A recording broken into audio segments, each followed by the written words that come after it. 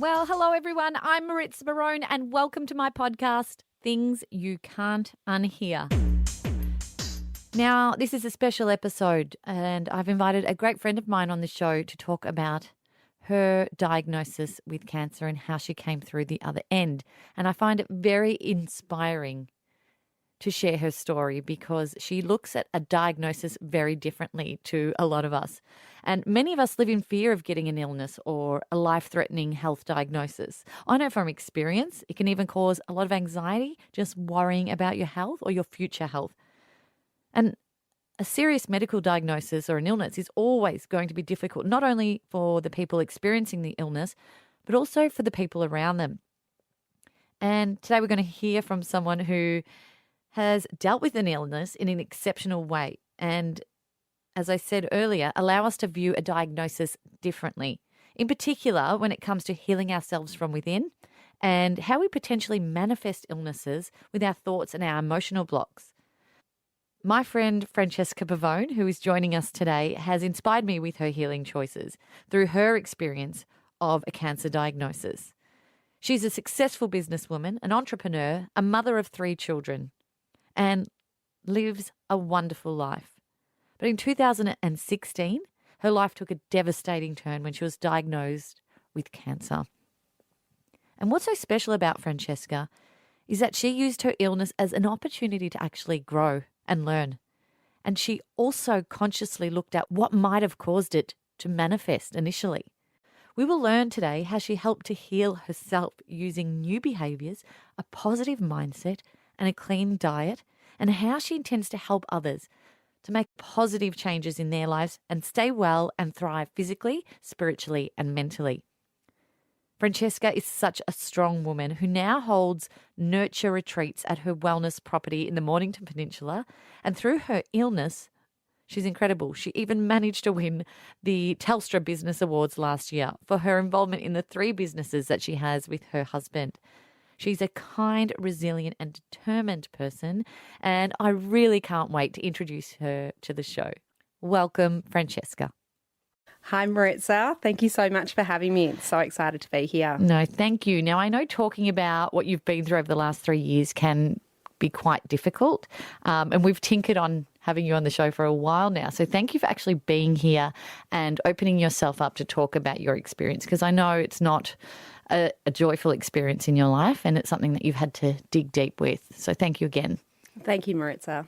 Now, I don't really want to focus on your illness or the diagnosis too much because I think the magic in your story is the healing part of it. But I think we do need some context, and I want to give everyone out there a bit of understanding about your diagnosis and also what your life was like just before you got the diagnosis.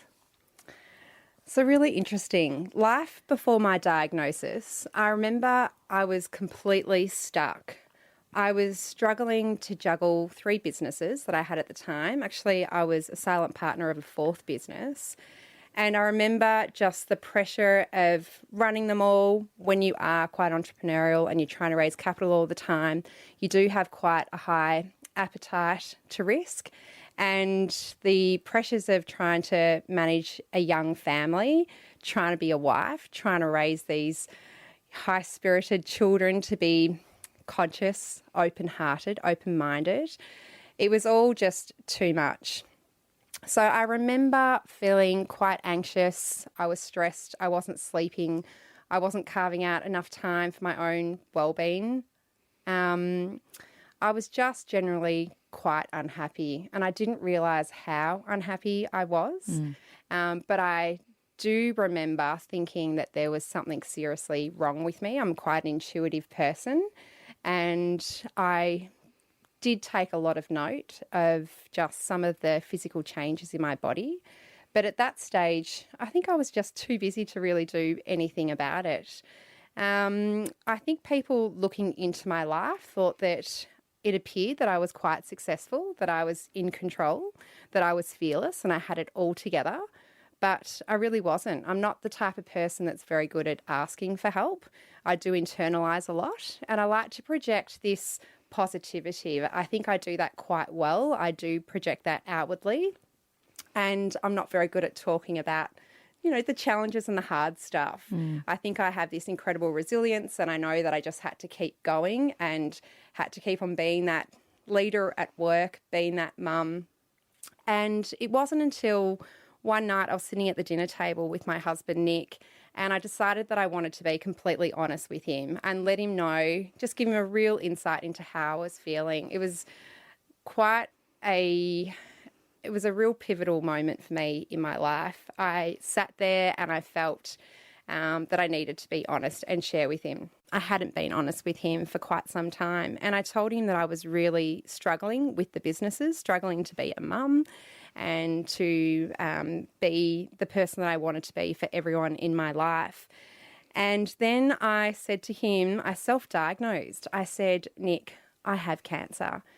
And saying that to someone who loves you, who respects you, who admires you, it was absolutely gut-wrenching for him to hear me say that and to see me in such a bad place.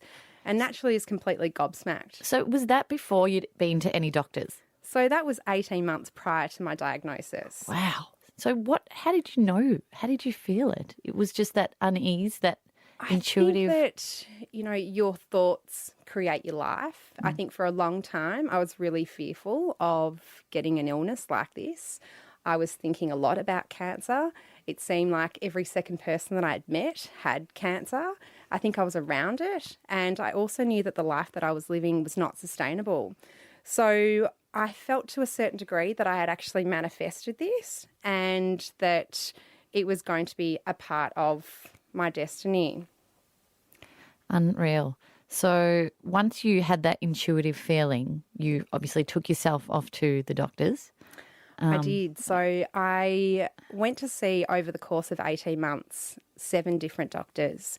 Now, I had been misdiagnosed multiple times. I told them how I was feeling, and they would say, you're overwhelmed, you're stressed, you need to go home, you need to meditate, you need to take it easy. And then other doctors, so at the time that I was seeing the doctors, they thought that I potentially had scabies, or it was severe eczema, because Hodgkin's lymphoma, which I later realised was my diagnosis, presents with very itchy skin. So I went to see a dermatologist, and she decided to treat me in a solarium, and she thought that that would actually help to soothe my skin, thinking at the time that it was scabies or eczema or something like that. And I had a course of maybe 6 different treatments with her, and that wasn't helping. So there was one moment where I was driving to work, and because the itch was so debilitating, I couldn't actually put my hands on the steering wheel, and there was a car tooting from behind, and that's when I knew that something was terribly wrong. I had presented with this really irritable itch in my skin for over 12 months now at this stage, and I wasn't even able to sit in the same living room as my family to watch TV. I remember sitting in the bathroom on the toilet seat and scratching because I didn't want to irritate them. I wasn't sleeping at night either because I was scratching so much and my body was full of scabs. It was excruciating pain, and I couldn't liken it to anything else. And I knew that the doctors were completely perplexed. They had no idea why I was presenting with these strong symptoms, and nothing actually indicated to the doctors, apart from that itchy skin, that I had cancer. So with going to see these doctors, I did have multiple blood tests, and some people might not know listening that most of the cancers are not detected through the bloods. So I organised a referral to go and have a chest x-ray. So it was that day that I went straight into the hospital as soon as I got the referral. And I knew my dermatologist had told me to wait until after Easter, because it was 2 days prior to Easter, to have the chest x-ray. And she said, just enjoy Easter with your family. But I knew that I needed to get that chest x-ray done immediately.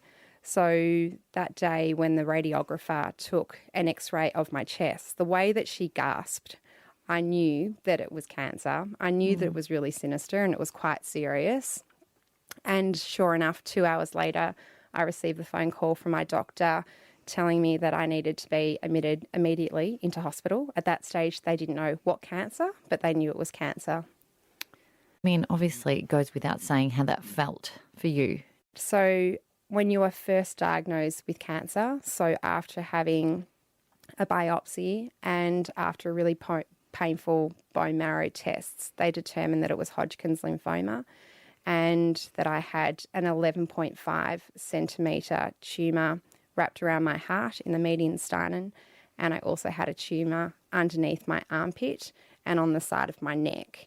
So even though I had self-diagnosed 18 months prior, I don't think anything prepares you for that validation from that medical validation that I received. I really went through at the time, if you've heard of the Kubler-Ross grief cycle, at first I was in complete denial and shock. I was really confused. I was afraid. I was worried about dying. I was worried about what was going to happen to my children. And so then anger kicked in and I kept on questioning why me. I didn't understand. Even though I had self-diagnosed, I just could not reconcile in my mind that I was about to undertake this journey and there was no control over the outcome of what I was about to go through. And then I hit complete rock bottom. I was quite depressed. I felt really helpless and I was overwhelmed. I felt really isolated and alone. And even though I was surrounded with so much love around me, it was me and it was my body, and my survival depended only on me, really. And then that fourth stage of that whole grief cycle was that bargaining stage where I was really trying to come to grips with the meaning of this in my life. So how was I going to reconcile it? It was my struggle to find that purpose, that meaning. I was starting to reach out to other people and to share my story. And then this beautiful acceptance phase, which was that final stage of that cycle, kicked in. And that's where it was this divine tap on the shoulder that was telling me, hey, the life that you're living is literally killing you. And when I realised that, I really started to go into full survival mode. I started researching relentlessly. I was really determined to survive. That's when a really powerful, strong mindset really kicked in. I was prepared to make those dramatic changes in my life and prepared to do whatever it took to survive. And I really did have an incredible, strong will to live. I wasn't going to let it beat me. I knew I was going to overcome it. I didn't quite know how. What prognosis were you given at the time in terms of what your treatment was going to look like?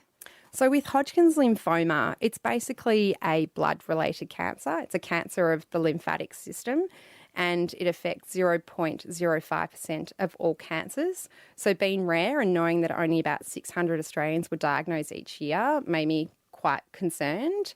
I was fortunate that it was still stage 2, even though the mass was so large. And I knew it had been there for a long time. I felt like it had been there for years, potentially had been there for years. It was stage 2.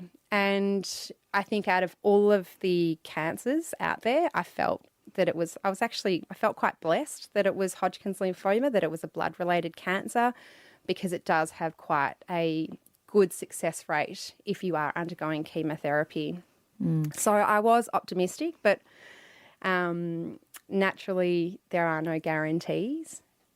You did say something earlier, and we've spoken about this before, and it intrigues me. The tumour was wrapped around your heart. Now, emotionally, what do you think that could have meant? Do you feel as though there may have been a bit of a manifestation emotionally?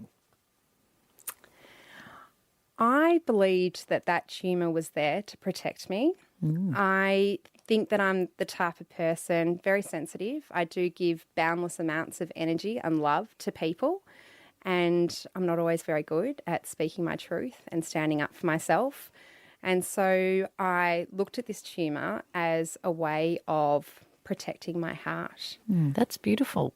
So that's really how I justified it in my mind. So you gave it love almost in a way and gratitude for protecting you. We became friends. I realised that it had a purpose and that I was about to undergo a huge journey of self-discovery, of growth and learning and healing. Is that tumour still in your body now? It's definitely not there. I am in remission. Wonderful. So I was it was a tricky case in the end. It wasn't that straightforward because of the strategic positioning of this friend of mine. We did get some advice from overseas. If I underwent 12 courses of ABVD chemotherapy over 6 months. And then I finished up with 1 month of radiation, which was every day, very intensive treatment. And that was just to zap any residual parts of the mass that would have remained following the heavy-duty chemotherapy. The problem with me was that if I didn't have the radiation, there was a high chance that the cancer would return. But by having the radiation, which was really important to increase my chances of survival, there was a good chance that with that radiation being performed so close to the heart that I could have a heart attack. So I thought, we'll go with the heart attack if anything was to happen. These days, technology has advanced so much, they could easily pop in a stent. Unbelievable. I mean, I think an illness really takes our control away from our lives, but you consciously made a decision to take your control back. And I know obviously you've done the chemotherapy and the radiation, but you took on a lot of other therapies that helped you heal. Can you talk us through what they were? Okay, so before I answer this question about the holistic therapies, which I never refer to them as alternative, they're complementary, definitely holistic.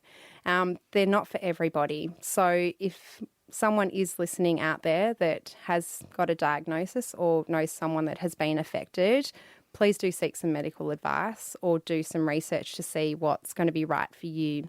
So I'll share what I believe really helped to heal me. And it does include an array of specialists and different healing modalities. So I'd love to share that with you. So I saw an Ayurvedic doctor who was also a spiritual healer. There was a lot of consistent research that I had done that highlighted 70% of cancers being caused by diet, lifestyle, stress and environment. So with my Ayurvedic specialist and my healer, we really focused a lot on stress and emotional blockages. So when we're stressed, we really increase our adrenaline and our cortisol levels. And in turn, what that does, it can shut down your immune system, your digestive system, and your reproductive system. So for me, I knew that that was the right place for me to start with my healing journey. And he did prescribe a lot of immune-boosting natural herbs and supplements, which I really do believe helped. I saw a psychologist, Lynn Wilson, who was brilliant. We saw each other weekly. I saw a Reiki healer, an exercise physiologist. We trained about 3 times a week, did a lot of resistance training together. I had regular yoga practice. I walked every day. I saw a health coach. I did colonic cleansers, and I even purchased an infrared sauna for home. Totally took control of this. You totally grabbed it by the horns and said, I'm guiding you now. I'm doing everything in my power. The thing is, in order to receive massive results, you need to make massive changes in your life. True. And I was really prepared to do absolutely everything that I could. And so I also did weekly massages as well to help stimulate the lymphatic system. I did a lot of meditation. I went to the Tara Institute, which was a Buddhist temple, and I learned how to meditate. And I did a lot of visualization techniques and guided healing meditations. Do you remember Pac-Man? Mm-hmm, I do. So I used to lie down and I used to visualize Pac-Man going through my body and eating up all of the cancer cells.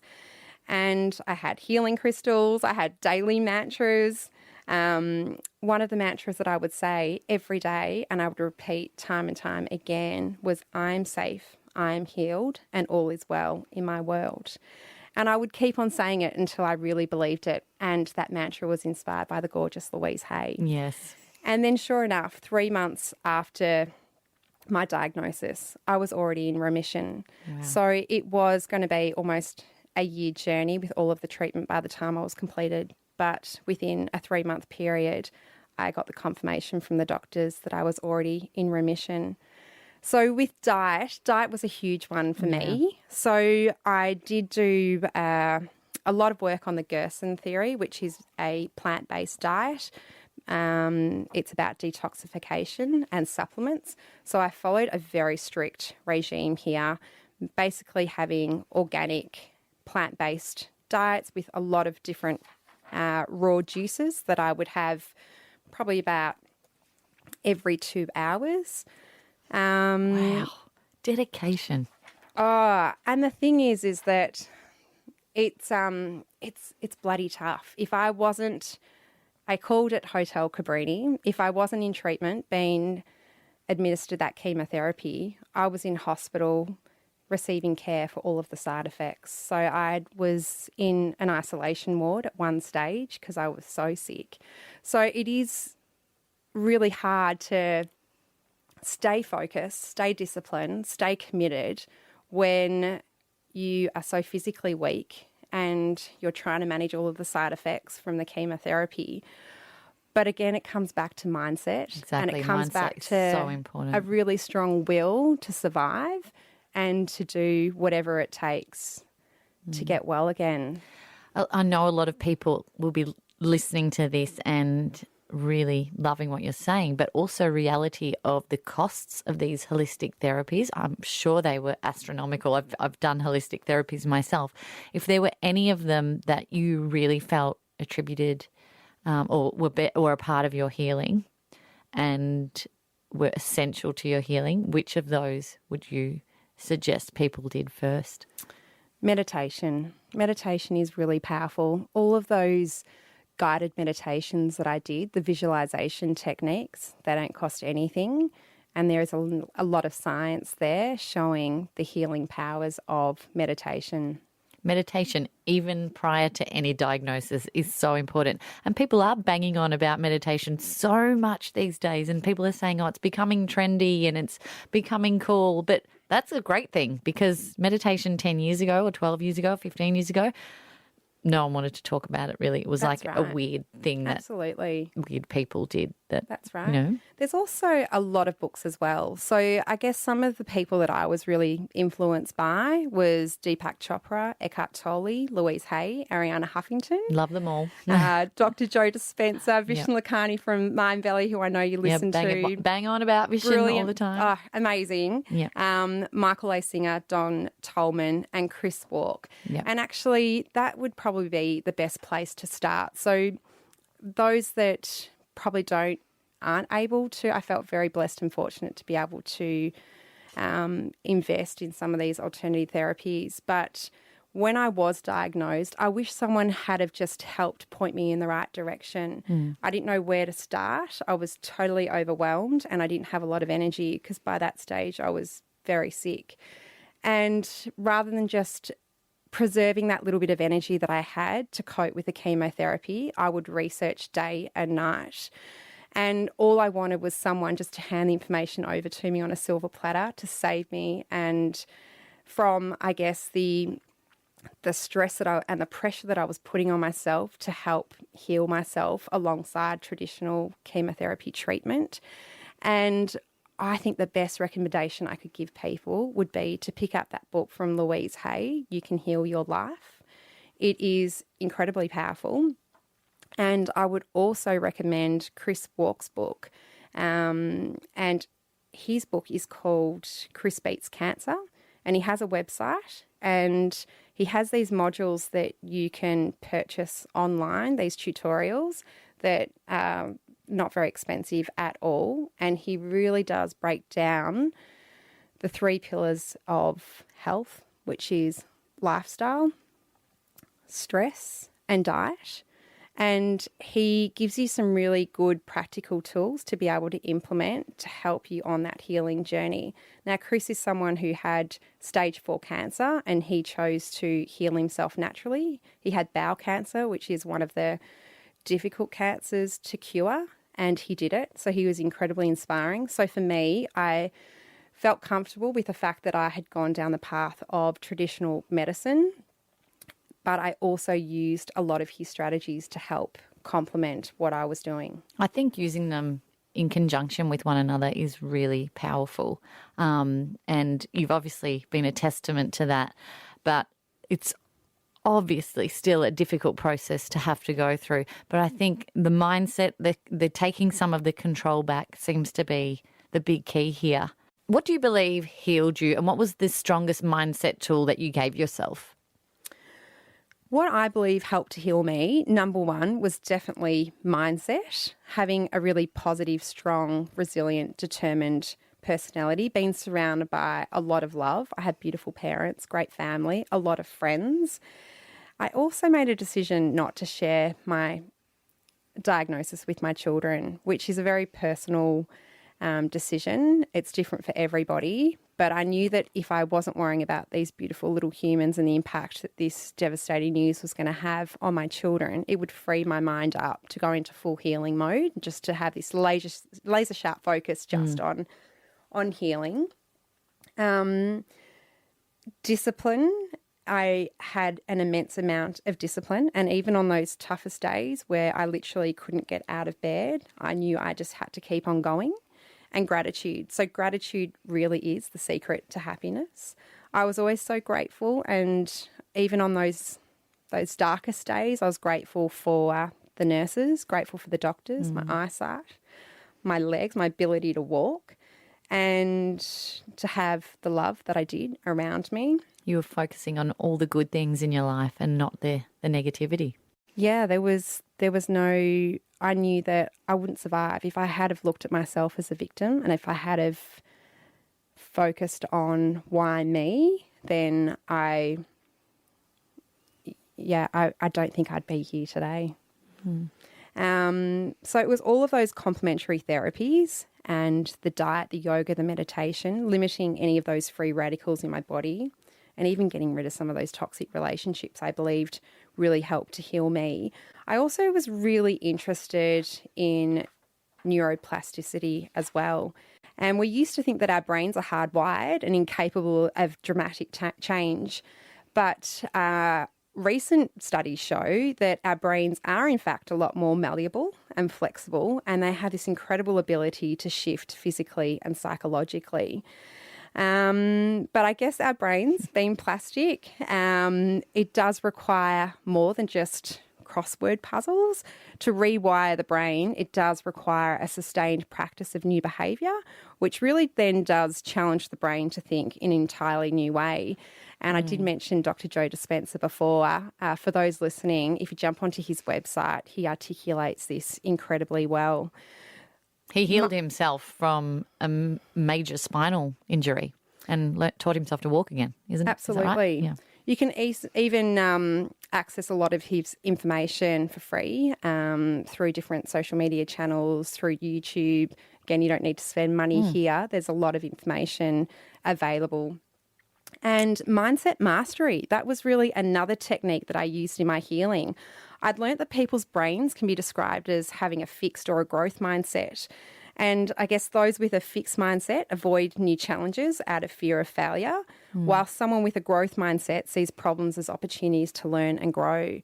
And I believe that I really used my cancer as an opportunity to grow, and I was determined to use my journey as an opportunity to help others. And it was funny, when I did receive that diagnosis, I kind of just knew that this was going to be a part of this journey of mine. This was a part of my destiny. I knew that I needed to understand what this pain and suffering was going to be like, so that I'd be able to share my knowledge and wisdom with other cancer sufferers. So many people say that the darkest times in their lives were the best and the biggest gifts that they were ever given, because it led them to what they're supposed to be doing today and how they can help others. So you're a true testament of that example. I know you purchased a property while you were during your treatment and going through your recovery and your healing. Tell us about that, and tell us about the retreats that you hold on this property. I feel really fortunate to have acquired a beautiful piece of property on the Mornington Peninsula in Merricks North. The property is called Tussie Mussy Vineyard and Retreat. Yeah, in Victoria. In Victoria. So we actually rent out the accommodation, and we do hold one-day wellness retreats there. So the property was purchased so we could grow our own medicinal plants and grow all of our own organic produce free of herbicides, pesticides and poisons. And it was so instrumental in my healing that I wanted to be able to share the magical healing benefits of this property with as many people as I could. And so we ran our first retreat there in June, and it was a huge success. We have another one now that I'm running on the 17th of November, which unfortunately is already sold out. Oh, well done. But we'll be running another one in a couple of months' time. And we offer 2 different types of yoga. So a strong vinyasa flow for the more experienced yogi, and then very soft, gentle yoga for beginners or those that are wanting to really listen to their body and opt for something quite slow and gentle on a Sunday morning. And then we bring in a facilitator to talk. We've actually got a doctor of Chinese medicine that talks about women's health and hormones and the impact of stress on our bodies. And then we do a beautiful sound bath out in the vineyards. So we have someone who brings all these beautiful instruments, crystal bowls, chimes, and basically takes you on this transcendental journey. You enter into a complete state of relaxation. And I know you've done a bit of research here on the benefits of sound on healing and the brain waves.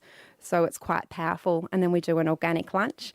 And we then offer a little bit of the organic wine at the end with some cheese, and it gives everyone an opportunity just to connect and talk and share. I think doing things like that and nurturing yourself, because I know it's a nurture-based concept that you follow on your retreats, helps you to hone in on your intuition and those quiet moments and those yoga techniques and the stretching and the sound, all of that awakens our intuition. I truly believe by listening to your story that you so much helped to heal yourself, and I find it so fascinating. Well done. Thanks, Maritza. I guess these retreats, it's all about reminding women, and we do get some men as well, just the importance of carving out time for yourself. We can get so consumed in our busy lives, and by me sharing my story, hopefully it is a reminder to others that we can't do it all, even though we think we can. Something gives, and often it is our health. So these opportunities to get together and really nurture yourself in nature, take time out to stop, to think, and to replenish the mind, the body, and the spirit is what the intentions are behind these retreats. You've done so well in helping to heal yourself and get yourself into remission. And I'm so thrilled that you did it, because you're a wonderful person and a wonderful friend. And I'd love to know what life is like for you now and what you see for the future. Life now, well, I'm actually grateful for every single day. I feel like it's a blessing. Life is such a gift. I look at life through different lenses now. But I feel incredibly grateful that I was given this gift and this second chance to live. I'm definitely not perfect. I can slip into some bad habits and old, learnt behaviours, but I'm very quick to recognise it. Now I have skills and knowledge and tools to be able to get myself back on track again. I remember you said to me a couple of days ago, you said, I feel like a bit of a fraud because I'm running around and I'm so busy at the moment, and I need to rein that back in and start remembering the processes that I've taken over this time to get well again. Absolutely. So as I said, life is very full when you're trying to juggle 3 businesses and 3 children.